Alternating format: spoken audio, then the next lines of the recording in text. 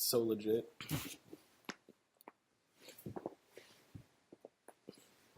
Like we both cracked the shit out of pretty much every knuckle we have. I learned a new one. I can crack because I finally relaxed enough, I can crack my sternum. Because my chest is always so tight, that's why I'm always like doing weird stretches. But now I can like push on my sternum and it's like crack, crack, crack, crack. That's Nice. And then I can breathe. There's a clap. Hello and welcome once again to the We're Already There podcast. Hello, everybody. Hello, everybody! I would, yeah. This is our 7th bipedal simians. That's all full we are. installment. Monkeys on a rock flying through space. Yep. This week we are going to chat your ear off about food. Yes. We all need it to live. We do need food to live. And I love food. I'm so excited. Like, I was just telling Martin this. I was so excited he wanted to talk about food today. Because we were going to talk about serious shit again. And, like, problems. And, like, I don't want to talk about problems. Not that food isn't serious. No, food is extremely serious. But food is some serious stuff, man. I want to talk about something I'm excited about. Yeah, something that in a good way. Yeah, I mean, there's issues surrounding our food systems and food in general that we're facing nowadays. Well, at least us in a first world country are facing nowadays. But there's hope. I like to think there's hope. Hope is on the horizon. Hope is in the fields. Hope is where we all want to be in our mindset. Be hopeful, ladies and gentlemen, because food is good, and food can bring hope. Food can bring happiness. Food can bring community. Community for sure, and acceptance between cultures. Food can definitely play a role in, like, negating racism and xenophobia. Because if you like a person's food, if you love Chinese food, how can you hate Chinese food? How can you hate Chinese people? That reminds me, I saw this great random little video on the Book of Face, and it was of this, clearly it was like, it was a mock thing, like it was staged, but it was of a pseudo, supposedly Trump supporter wearing a Make America Great Again hat, trying tacos for the first time. And he's like, wait, what is it you said it was? A taco? What is this? And this dude hands him a taco and he eats this. And like the video just like stops and there's like stars coming from his head. He's like, oh my God. He's like the best thing I've ever had. Taco is delicious. It's like, who makes this? You said this is Mexican food? You're telling me Mexicans made this? This is too delicious to be made by Mexicans. You're kidding me. And he like ends up hugging a Mexican at the end of the video. It's amazing. And that just shows how food can transcend hate. Food can transcend bigotry. Can bring people together. Can open people's minds. It really can. I mean, if you bring good food to the table, everybody gets along. Yeah, because everyone's... Yeah, it's super simplistic, but it's true. I'll be quiet. Just pass me the mashed potatoes. Like, I've sat at many a table where I disliked the people and they disliked me. But there was good food. And, like, in these situations, we all worked to produce this food. So we all just got along for, like, a solid hour and a half. To enjoy the fruits of your own labor. Yeah, and also having experiences where you did produce all of that food, like let's say in a foreign country, like I did, and you're sitting around and like in at night and you're all tired and you're all like eating this amazing food you all made together, and it happened to be like Shabbat, and I'm not super religious, but I had this crazy experience on a Shabbat in Israel, eating food that it was 100% foraged and produced by us, and it was just like incredible, and it was just this, I don't know. Like, it wasn't a religion, it was like a spiritual experience for me. For those out there who don't habla kosher, what is Shabbat? Shabbat is every Friday night you have a celebration. L'chaim! Exactly.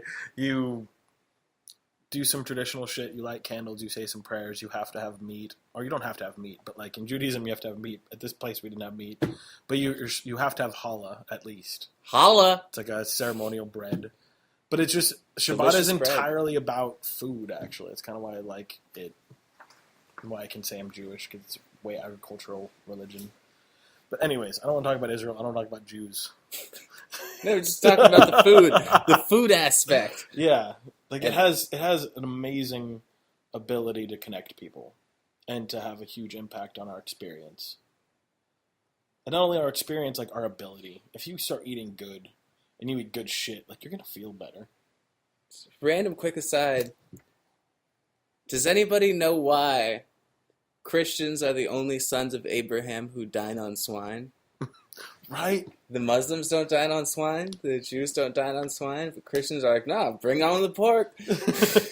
Bacon cheeseburger, baby. This might be a good question for any of our immortal listeners out there. If you're an immortal being listening to the podcast, let us know. Yeah, I've thought about that a lot too. Like, what is it about pig? Because I've never been to a slaughterhouse, but I've raised pigs. We just ate pig. I cooked pig tonight. I've raised and butchered my own pigs, and I still have some. They're delicious. I know how shitty industrial grade pork is that you buy at the grocery store is. Factory I know farming how is smart bad. they are. Yeah, But like, well, in the sense that it's inhumane and or poor conditions for these things to live in. It's not necessarily bad in its result. I think that to be honest, that religious avoidance of pork comes entirely from trichinosis. From a practical standpoint. Like nowadays, we bred that shit out. We don't really get trichinosis.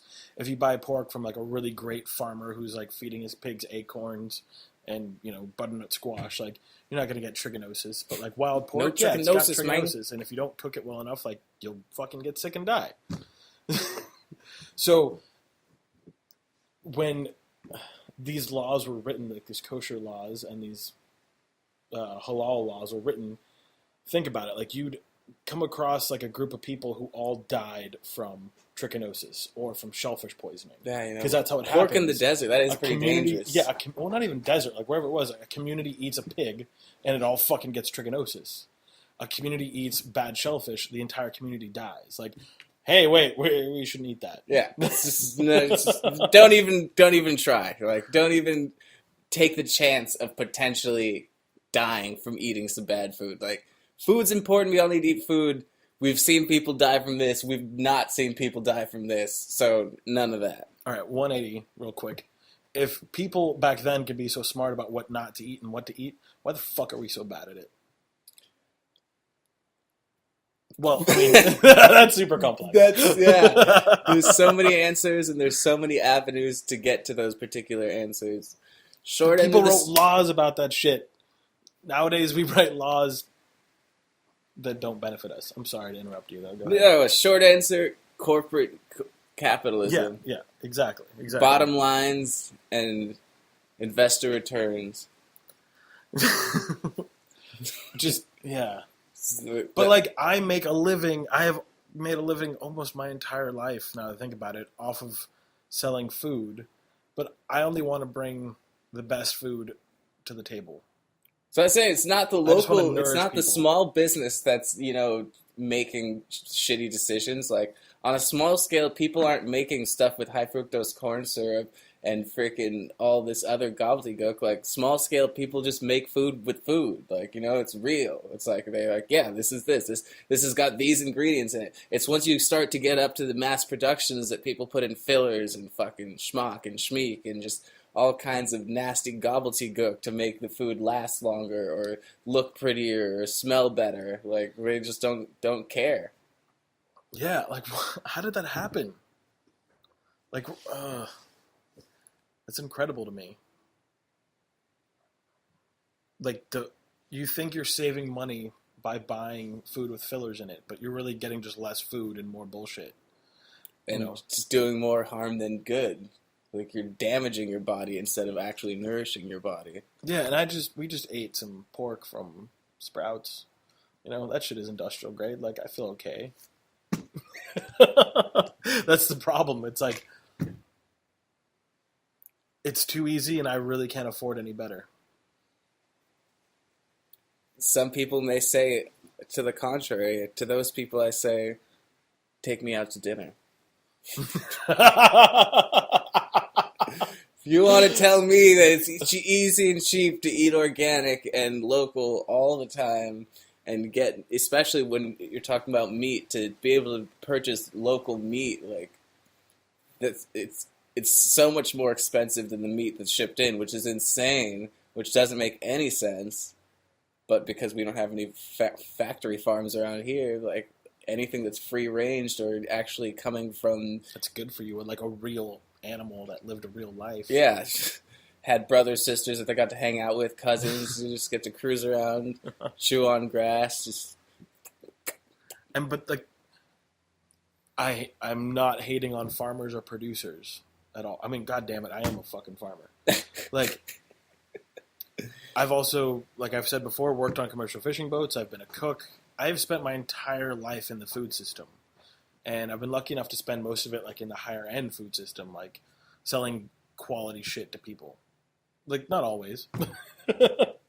But Gotta peddle some snake oil. From yeah, time to exactly. Everyone, but you're fair. But it is incredibly hard to produce quality food. And it takes a lot more resources than you would imagine to produce it.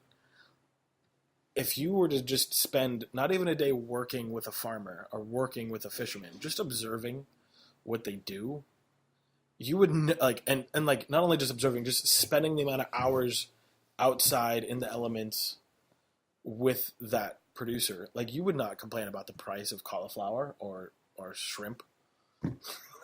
Why wouldn't we? Are you saying that because you see it's that's like, insane? There's a lot it's of like, work okay, put into it? like, that's how much that's worth, or like, or first of all, you get over the fact, like, yeah, that's a lot of hard work, but like, I'm not making that argument. Like, yeah, it's fucking hard work, but if I didn't like it, I would do something else.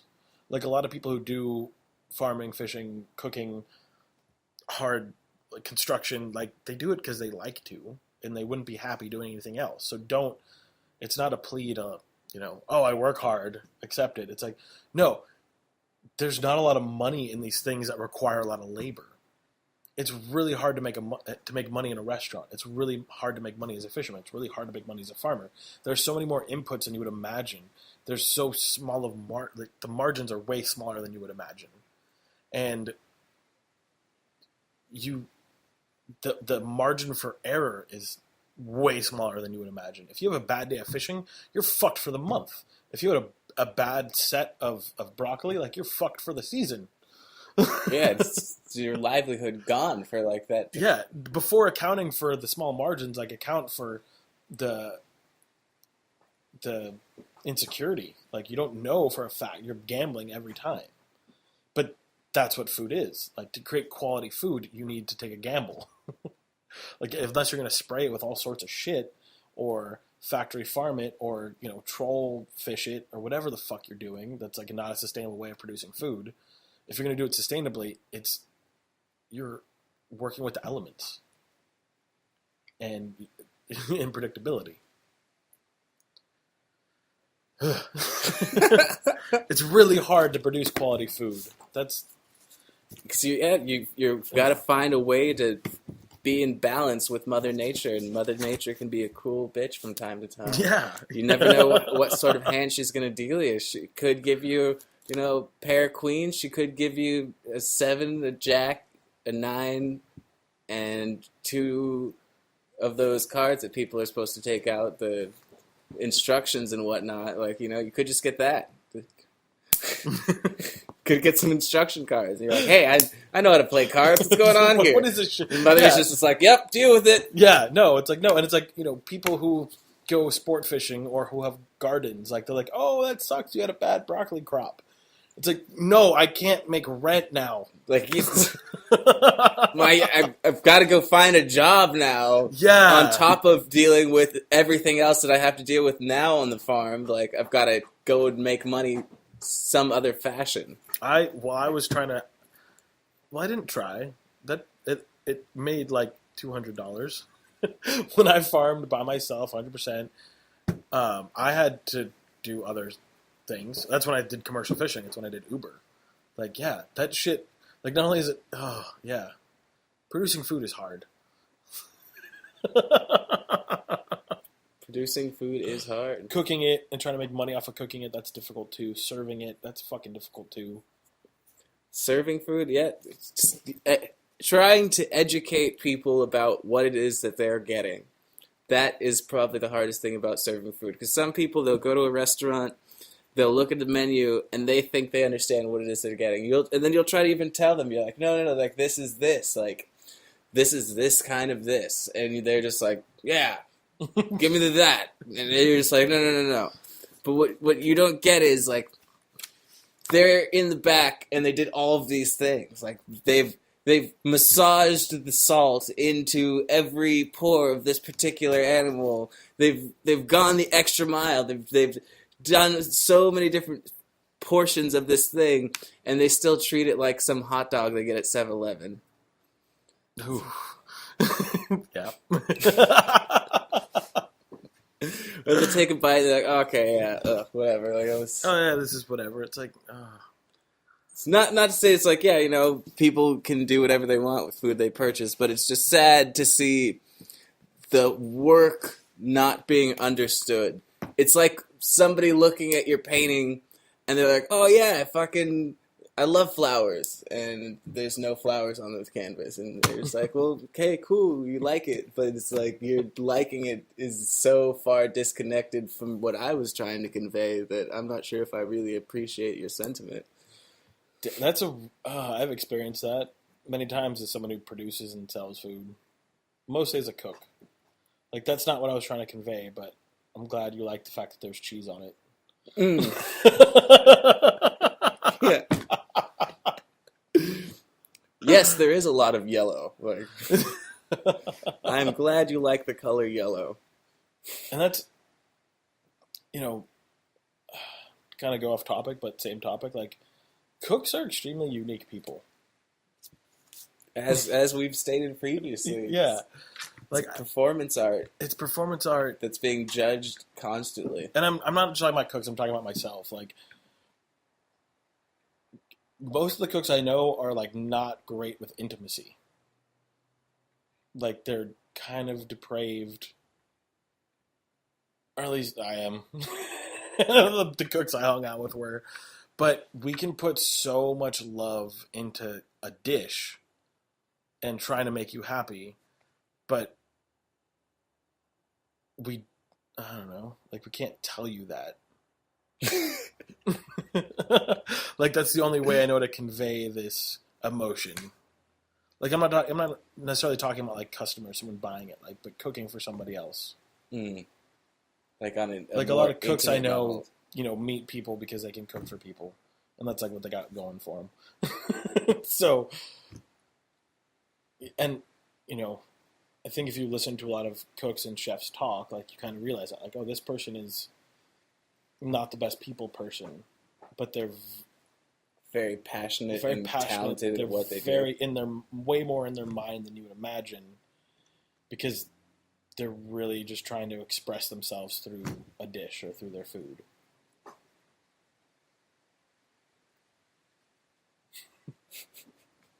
It's the same thing with every artist. Yeah. But that's just like, that's what I know. The creative's dilemma, man. Yeah, exactly. It's like we want to communicate things to people, but we struggle with it, so we make art, and we think, like, well, maybe they'll get it then. Yeah, and yeah. All right, good, thank you. It's like, I don't know how to do this with words, but, like, I can do this for you. Like, this was really difficult. And I did it for you. And, like, that does play also into, like, customers too. Like, to take it back to, like, as a craft, as something you need to make money from. You need to to be a successful food producer, whether it's being a cook, a fisherman, or farmer, you really have to always go that extra mile to, like, make it special, because you got to sell your product. Yeah, and you've got to believe in what you're selling. And everyone I know who is confidence in it. Yeah, everyone I know who is a food producer does really care about the food that they're selling. They don't they add that extra scoop of ice on the shrimp. They add that extra, washing. Like I take very good care in washing my vegetables because I don't use sprays. Mm. So I don't want to bring buggy shit to people. Yeah, you don't want to bring Yeah. someone a salad and then like I've dropped plates and then there's just like a little thing on it. I'm just like, you fucking serious? Like, it looks bad for everybody. Like when there's something like that, when people don't go the extra mile, when people don't take that ounce of care to really make sure like what they're serving someone is something that they would eat themselves. Like, would you eat that salad with that bug in it? Fuck no, you wouldn't. Like, yeah, no. Like, you could say like, yeah. I mean, it's fine. It's like, no, but be honest. It's Yeah. not even would you eat it? Would you pay for that? Yeah, that's Yeah. more of the And this real is the thing. food producer and artisan dilemma here. Is that you need to combine your passion with monetary gain. And that's really difficult. And there's not a lot of money. Usually. There can be if you really put the work in, but there's just a matter of finding your niche and like as opposed to going in.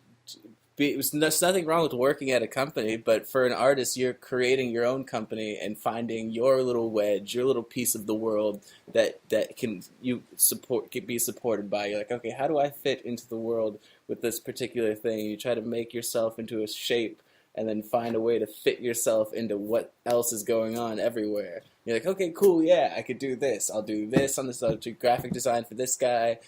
Sell my art over here, do this arts fair once a year, do that thing once a year, boom, boom, bomb, boom. And then you get that workflow going and you can, like, or you open a restaurant and you're like, okay, you're like, I get my food from over here, I bring it over there. Like, I teach people that I respect to continue this craft that I've come to create, and you, like, get your whole staff growing. Like from a pragmatic standpoint, what I'm hearing you say is, you developing your craft is directly related to your income. Yeah. If you don't continue to grow, your income will decrease. Not remain stagnant, it will decrease. And working for somebody else provides you an environment where you can just kind of be stagnant. But maybe that's why a lot of artisans or the people I get along with and like or whatever, they're a little crazier. We need to be always pushing ourselves to be better. And yeah, you've got to find a healthy level of self-deprecation. Yeah, self-deprecation is effective, I think. Well, it's being humble, but I think it's funny that we're talking about these things right now. Like when we're trying to talk about food, like me and you have we have a passion for food, so we're not even trying to talk about food. We're just conveying our passions behind it right now. Yeah, Very much so. It's really just expressing why food. Yeah. And our experience with it. Like Mm-hmm. it's been our livelihood. It's like how we've made an income. That's how I've made an income. Mm-hmm. You've been a server, but you're also you're an artist, you fit into the same thing. Yeah, it's not like I'm trying to be a professional server. Like, no, yeah, exactly. Yeah, exactly. But as an artisan, you can understand the passion that goes into being a farmer or being a cook or being a fisherman, where it's oh yeah, and I could appreciate it. No one would recommend going into those industries. Most people wouldn't. Yeah. The same thing with being an artist. Happening. Nobody's gonna be like, hey, do you want to struggle a lot? Do you want to bump your head? Do you want to make a lot of mistakes and then continue to make more mistakes? Be an artist. People are like, no, not to say that that's all being an artist is. If there's good, you get to find something that you are passionate about, and if you are passionate enough about it, and if you have enough gumption to stick with it, you make it work. And you could share this thing that's so close to you with the rest of the world. Or at least your community. Yeah, at least your community. Nowadays, the rest of the world. But yeah, it's artisans, nowadays. Farmers, artists, fishermen, cooks, we're all just trying to put some good into the world. And I don't even want to talk about regulations and government nonsense. But for a lot of food production, I do want to say this. For a lot of food production, it is way more regulated and in the favor of industrial farming and fishing than you would imagine. And on that note, where are we as a society, as a species, where the people producing food and art, that's not a recommended field? Like, that's scary to me. Like, why is there poor farmers? Why is there farmers that are committing suicide, like in the Midwest? Like, well, obviously because they're just growing corn. Like, that's a whole different thing. Yeah. But like, our food system, our culture is so fucked up. So skewed towards the lavished and not towards what it takes to live. Like, we should be paying. Okay. Economics. I would like to say that we should be paying farmers more and fishermen more and but you can't pay them more. Their food is so fucked up. The system is so fucked up because no one's paying them. They're working off the market price, and they can never compete with the market price. And that's a bad system because what's driving the market down is food we all know is not good for us. It's not sustainable. We know that it's mass produced, like, you know, cows and, you know, mass production of lettuce and broccoli. It's like fucking up our world, but we can't afford anything better. Like, what an effective system of control that is. Yes, as of now, like, it's near impossible for the average person to be able to get out of that system, or for our society as a whole to get out of that system until we find an alternative and or begin to create an alternative. Yeah. Anyways, I really like fried chicken. Fried chicken is delicious. Yeah. Wings. Yeah, wings, fried chicken. Like, food is so awesome, too. Like, it's so fucked up right now, but, like, I think if we all appreciated good food more, like, we wouldn't, at least, like, I have access to such good food nowadays, I don't really worry about the food systems anymore. And that's wonderful. Like, I'm super selfish about it. Like, if I want to access the best shit, like, I can really get it. If I want to sustain myself. It's a nice comfort, for sure. Yeah. But not everyone has that same delightful comfort. No. But it's such an awesome thing.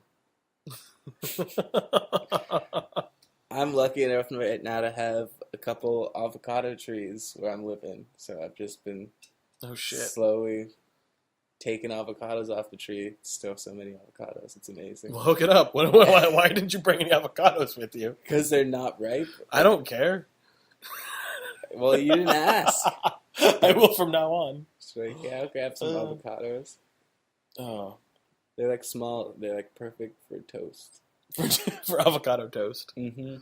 Just like one avocado is just a nice toast. All right. Excellent point, though. Just kind of seal up what we're talking about. Like, you think avocado toast is like this decadent, ridiculous millennial thing.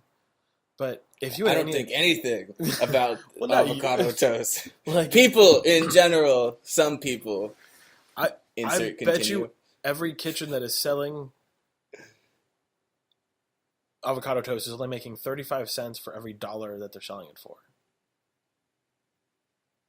They're not like, and this is to sum it up, like, if you had any idea how fucking hard it was to grow avocados and to pick them and to maintain a labor force, like, it's the hardest fucking profession to produce food. Yet we're willing to shit on it. But anyways, like, if you knew how hard it was to grow an avocado and make bread and train someone to make avocado toast and make the guacamole and make the whatever spread. There's so much. It's not just like, oh, I fucking caught an avocado and blah blah blah. It's like, no, why did you pay for it? Because they can make it better than you.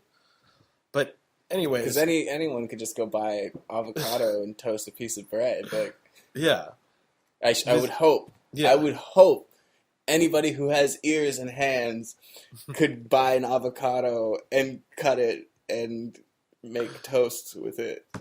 I would hope. But you can't make it as good as me if I'm trying to sell it to you.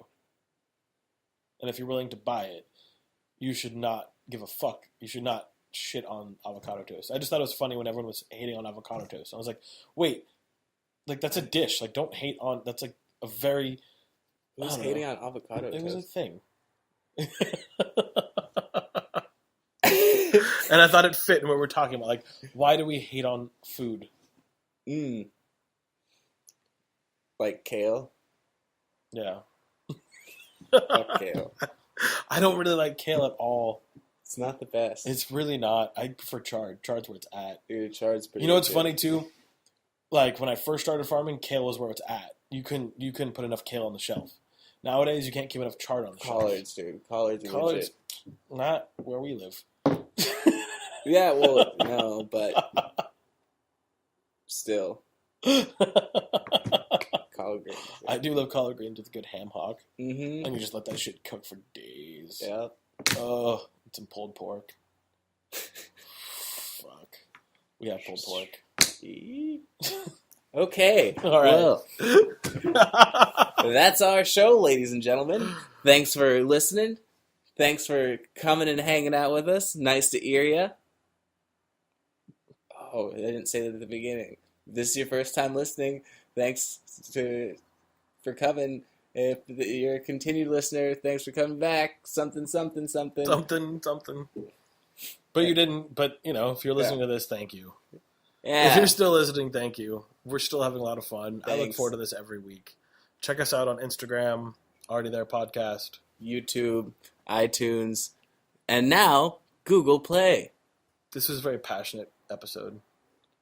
Probably do a part 2. Part 2 is definitely... This was just straight up like, I'm just going to word vomit how I feel about food. I paced for like a Intro solid to food. 10 minutes just about how excited I was about this topic, and nothing came out.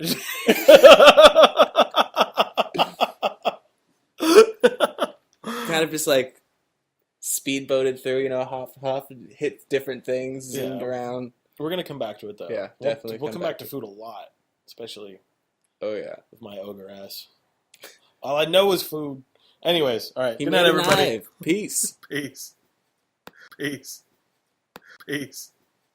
Peace.